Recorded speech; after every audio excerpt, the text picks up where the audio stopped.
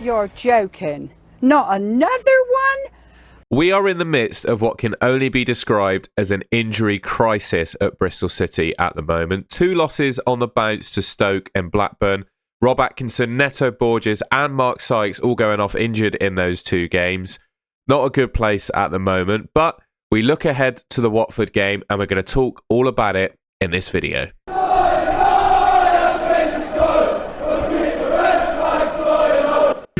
I think we've got to start off by talking about the main topic, haven't we, which is the injuries. Now, I can't find the original source of this image, but I've seen this image sent around on Twitter a few times. So apologies that I can't, it's not taking players' images and blacking them out. It's not like a Photoshop art, but I wanted to give credit. I just couldn't find the originator of the image. But it basically just shows all the players we've got available that can start for us, just how many of them are currently out injured. And we are so bare bones, it's unbelievable at the moment, right? And I wanted to address this first before we talk about the results, because I think it's pretty clear, right? Number one, we've got a lot of players out injured. And number two, because we've got a lot of players out injured, the fit players are having to play more minutes than they probably already would have done, which is making them more fatigued. And I think we've got an issue in the squad at the moment where this feeling of tiredness is just permeating across the whole group, right? Even players that aren't tired will be part of this just overall sort of fatigued energy and will feel it, right? I know Reece is coming back from injury. He might still be sort of, struggling with that, but he hasn't been looking anywhere near his best. And, in terms of physical condition, he should be there in terms of fitness, I think. But that's my general point at the moment. I think we're suffering from that. And fatigue, right, affects you in multiple ways. I'd like to think I'm some kind of athlete in my own right. I'm a swimmer, right? And when you're fatigued, it's not just the fact that you can't run or put in the physical efforts that you used to previously. Honestly, fatigue just impacts everything. It's neurological as well. It impacts your decision making, and also you play within yourself to the point where you don't want to get injured as well. There's just so many things that fatigue sort of impacts, and I think that's what we're struggling with at the moment as a squad. What this does mean, though, I think, particularly with the Watford game in mind, and we'll talk about the last 2 performances in the Watford game in a second, but we need to rely on some of these young players. There's just no 2 ways about it in my mind. Hayden Roberts played last night against Blackburn.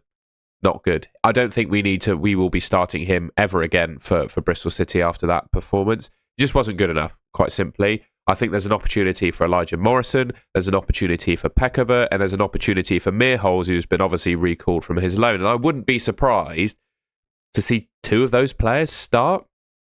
And you look at the players that we've got fit and available at the moment, right? I look at Zach Viner, who's obviously been one of our best players this season. He's fit and available, but he's on 4 yellow cards as well. So he's having to play within himself at the moment so he doesn't pick up that 5th booking and get a game suspension. I think that's impacting his game. He's obviously having to play in midfield as well, which is, I think, really holding back the team. His ability to play the ball out from the back, I think, is really missing from our defence at the moment. And just his general, what we've seen this season, his overall composure is missing. We've seen in the last couple of games, Rob Dickie making quite a lot of loose passes, George Tanner looking not quite as good as he was, against Norwich in other games as well. Against Southampton as well, I thought he was brilliant. He's dropped off in the last couple of games. So I think we need to see Viner potentially move back into the defence. And that, I think, means Mearholes is going to have to play alongside Adam Randall. And I'd also say up front, I'm not too sure what happened with the substitutions against Blackburn, but I don't think Scott Twine should be starting the next game. He's looked off it in the last couple, albeit the second half against Southampton was good, but from open play, he's offered so little beyond that, in my opinion. I think it's time for him to get a rest. I would personally play either Hirakara or Pekova over him up top, to be honest. So yeah, we're in the midst of an injury crisis at the club at the moment, but this is a well-written narrative and story in football, right? We've seen it across loads of other, top-level football clubs. Injuries provide an opportunity for youth players to prove themselves, right? The academy has had a bad rap in recent seasons because, quite honestly, there haven't been many players coming through it recently. But this is the opportunity, the likes of Mearholes, Peckover, Morrison, who else? We've got Ollie Thomas as well. These 4 players that are sort of on the fringe, they have to take the shirt in the games and opportunities they're going to get and make it their own. And let's hope that they do. Just before we move on as well, I don't want to create an injury conspiracy around Bristol City, right? Because I do think overuse is leading to most of these injuries. But There's a couple that I'm a little bit concerned about, right? You got Luke McNally and Cam Pring, and as far as I'm aware, unless I'm mistaken and taken info from wrong sources or whatever, both of them have had setbacks in their recovery. Joe Williams has had a setback in his recovery too. And obviously, Rob Atkinson is out now. It took him 2 years to recover from an ACL surgery, right? Max Bird, his calf injury has reoccurred. So he's obviously out for pre-season with this calf injury. The calf injury happened again, and he's out again with the calf injury. Not trying to create a conspiracy, but do you have to question what's going on at the club at the moment with some of these injuries? Right now, we're just in crisis. You know, players are going to have to be overused, and you risk injuries with that. I can accept that. But has Jason Knight been... Oh, Jason Knight's injured. That was overuse. You know, could we have rested him at opportunities? Are we doing enough to monitor these players and give them the best injury, prevention and recovery opportunities as possible? That's a question that I'm asking. Obviously, the football is high-paced, high energy. That's what Struber does. We know that. But are we doing enough as a football club? Maybe it's pointed at Struber for giving some of these players too many minutes pre-injury. But yeah, I just wonder, can we be doing more? We're in crisis now, but previous to this, could we be doing more in terms of injury prevention? All right, I'm going to consult my best mate, Fotmob, for this next bit. We're just going to have a look at the last couple of fixtures, talk about them a little bit. Obviously, a 5-1 loss to Stoke and a 1-0 loss to Blackburn last night. I'm recording this on Wednesday morning before I start work. Yeah, not good. We'll look at Stoke first. I don't think anyone going into that game would have expected us to lose 5-1, right? No, I can't remember the last time we've lost a game by this much. And credit to Stoke, they were really, really good, right? They were good. But at the same time, the players were coming off, you can talk about lack of fitness or whatever, but the players were coming off a decent, break, right? They played at the weekend and, I don't know, I feel like there was a decent rest into this game. So the players should have been relatively fresh. Mubama obviously scoring a hat-trick for them. And to be honest, I think the story of the game can be told by the first 2 goals, right? The first Stoke goal went in the 4th minute, and you can kind of take on the chin an early goal, right? The way it came about was poor. Neto Borges really slow in to get to his man, Manhoof, who just, if that's the correct way, he had a worldie of a game, did Manhoof. He looked amazing. I don't know whether we made him look amazing, but he had Neto Borges absolutely on toast. That goal went in, fair enough. You can bounce back from 1-0 down in the Championship that early on. But I think as soon as Vitek made his mistake for the second goal, the collective heads amongst the team just dropped. We'd obviously conceded again, and then conceded again after half-time as well. And I think the half-time, you'd expect a response at half-time. That's what Struber's been, I think, one of the credits you can give to Struber is how good we've been after the half-times, if that makes sense. I look back to Sheffield United. We came out of the blocks absolutely firing. And in other games as well, we've really shown a jolt in energy after half-time.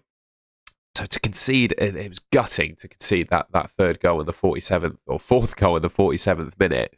And I'd credit it to, because I can't remember who exactly picked the ball up on their right-hand side. It may have been Manhoof again, or I can't remember who scored the goal now.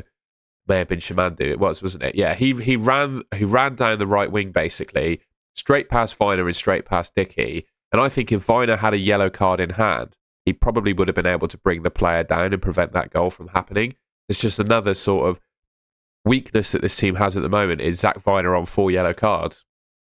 But, I mean, what else can you say about the game, right? A 5-1 loss away to Stoke, just absolutely gutting. And I think, it's the start of the sort of injury snowball, right? Because, of course, Atkinson went off after half-time, 46 minutes, did his hamstring. It looks like he's done his hamstring. Struber has said, hopefully be back before Christmas, so that's a real worry. The one thing I would say, and I tweeted this during the game, at half-time, you're 3-0 down to Stoke. We've got these 3 games as a package before the international break. It's something I was thinking about. I don't know if this is within Struber's DNA, and you may even disagree if you're watching this. But I was sort of the mind to make substitutions at half-time and save some of these players. I was thinking, save Viner, don't let him get another yellow card, just sub him off, play someone else in midfield. And Atkinson, we're 3-0 down. It can't get much worse. Obviously the goal difference can be impacted. But subbing someone on, like a McCrory for Borges and playing Borges at left centre-back or something like that, just to protect him. I literally said on my tweet we should sub Atkinson at half-time. And in the 46th minute, he does his hamstring. So, yeah, what can you do? A game to forget, right? And I think the context of the Stoke game was Can you just think it's one game? One game, a let-off, these players are aligned. One game where they're really, really not up to it and get smashed, but you bounce back for the next one, right? That didn't happen because we lost. We lost 1-0 to Blackburn, right? Didn't even have a shot on target. I think this is the first game in maybe 5 years that Bristol City haven't had a shot on target.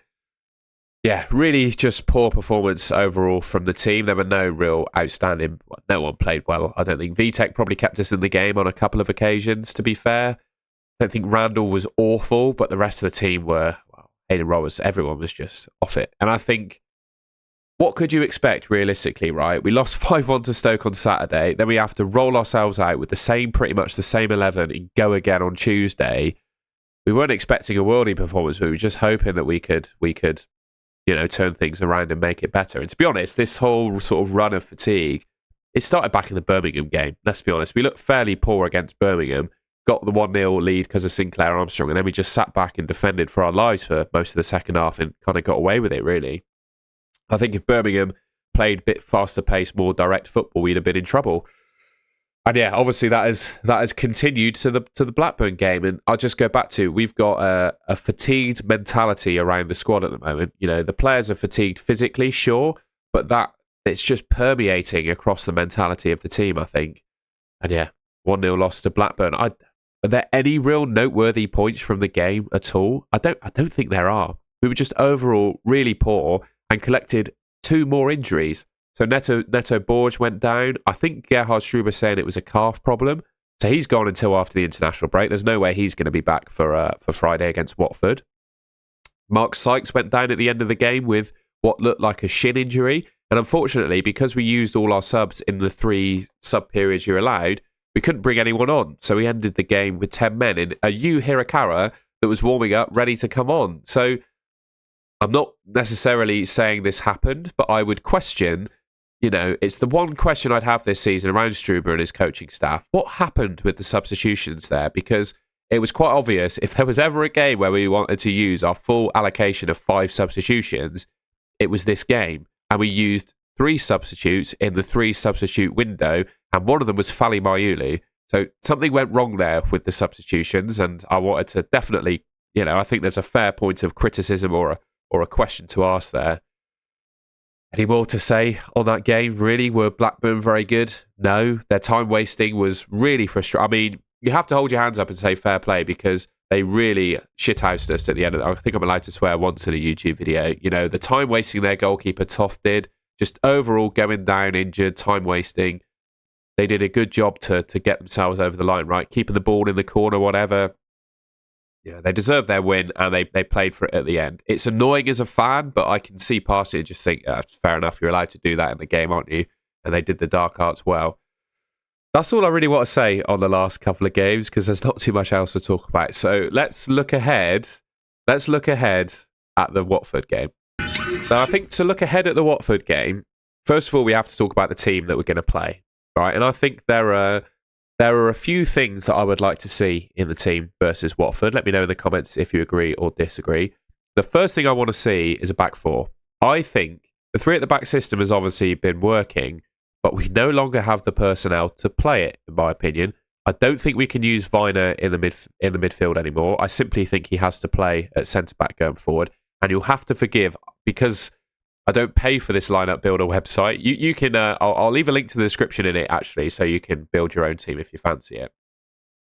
But you're going to get some ads pop up. So in goal, we're going with Vitek, right? He has to play in goal. No question about it, Vitek in goal. Back 4, I think I'm playing Tanner at right back. I think, Viner's coming in at centre-back, so he's playing. Don't know how to spell. Viner's in. Dickey is going to be the other centre-half. And then I think we've got to give some minutes to Elijah Morrison. I'm not going to slate a player personally. I'm going to think that's Morrison. We'll go with that. I just don't feel the need to make personal insults towards a player. But at the same time, I think I don't want to see Hayden Roberts start for Bristol City again. I'll be honest with you. I think I've seen enough. He was really poor. I don't want to see him starting again. For me, Adam Randall plays in the centre of midfield. He has to. And then Meerholz, I don't even know if he's not on the system. So Meerholz is going to have to be the grey man, I'm afraid. He's going to be there, but as the grey man. Yu Hirakawa would start for me at right wing. Let's put Hirakawa in. He would start on the right for me. I wouldn't, if I can avoid it, I don't think I would play Scott Twine. Mehmeti obviously has to play as well. So we'll stick him in. And then it's a question of, do you start Reece or Sinclair Armstrong? And I'll be honest, I've not seen a whole lot from Reece recently. I think he's probably needing a rest as well.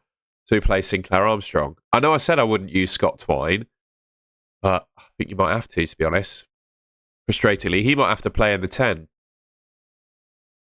I don't want to see him play, but I think he'll have to play in the 10. And we line up with something like this, I think. McCrory, I think, needs a bit of a rest. So you go Vitek in goal, Tanner, Viner, Dickey, Morrison. Mearholes, he's not even on the database to put him in. Mearholes plays in the midfield alongside Randall. You play a 4-2-3-1, you, Twine, Mehmeti, and Armstrong as the front four. There is a case, I think, to, if you want, instead of Twine, to play Peckover. To be honest, based on what Scott Twine's been doing, can I get rid of him? Can I play Peckover? He's not even on the database either. So we haven't got Mearholes or Peckover on this database. So the two grey men, Mearholes and Peckover, basically. Hopefully that you can still, that's legible and makes sense. I think that's the team we go with against Watford. It's one game, pre-international break. A lot of these players are going to go off, hopefully have a break. One thing, by the way, Ross McCrory. I love you, Ross McCrory. You are our Cafu. I can't say enough good things about what you've done at times this season, but please don't go away for Scotland from a Bristol City point of view. And I think, there's obviously going to be bias in me saying this, but I just think, knowing him as a character and Steve Clarke as well, he's not been picked by Steve Clarke very much previously. Get rid of that advert. I don't think he's going to play a whole lot of minutes for Scotland. He's going to obviously have to train with the Scotland national team. He's going to have to train at a high level of intensity.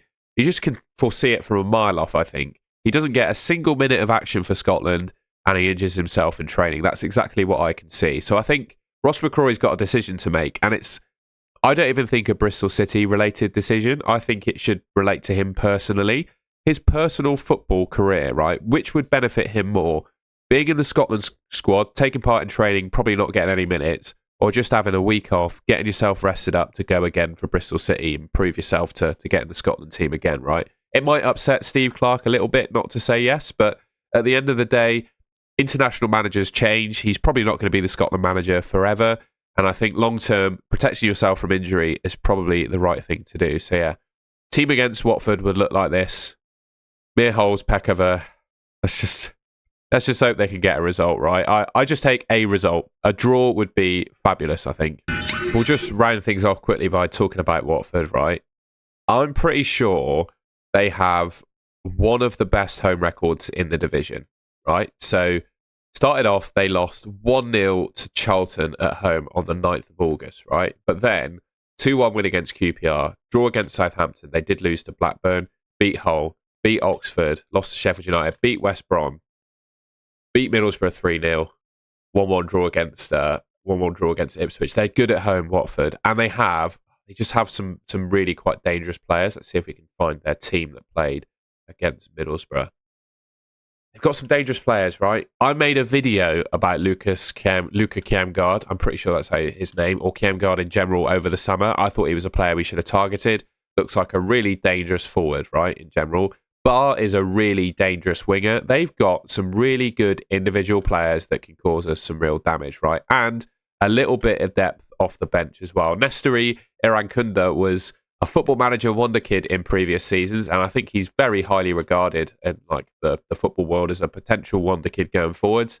So Watford have players that can genuinely hurt us, right? And I worry about the game. I think genuinely of the 3 games we've just had, right? Stoke, Blackburn, Watford. Blackburn last night was the one that was the most winnable, in my opinion. Stoke and Watford, you're probably just hoping for a point, to be honest. So yeah, that was a quick. I'm not going to do too much more about Watford. I'm not a Watford football expert. I don't think you don't watch this channel because I'm a football expert, I don't think. But yeah, they're a good team, particularly at home. So let's just pray we can get a result. All right. Well, I hope you enjoyed that video. It just, yeah, it's my one weekly Bristol City bit of content. I hope it sums up the week of football that we've had quite nicely. A difficult time at the moment to be a Bristol City fan, which is crazy because we won 3 games on the bounce going into last weekend. It's mad how football changes, isn't it? And to be honest, I hate football right now based on my experience of being a Bristol City fan. Hopefully the good times come back. You know, players hopefully return from injury fairly soon post-international break and we don't have any more setbacks. And yeah, hopefully that sums up things quite nicely for you. I should have a bit of content coming out over the international break as well if I get time. But yeah, if you enjoyed the video, please leave me a like rating and subscribe to the Robinson S channel, which should be just there on your screen. And yeah, I think that's everything. Thank you very much for watching. I'll see you in the next one.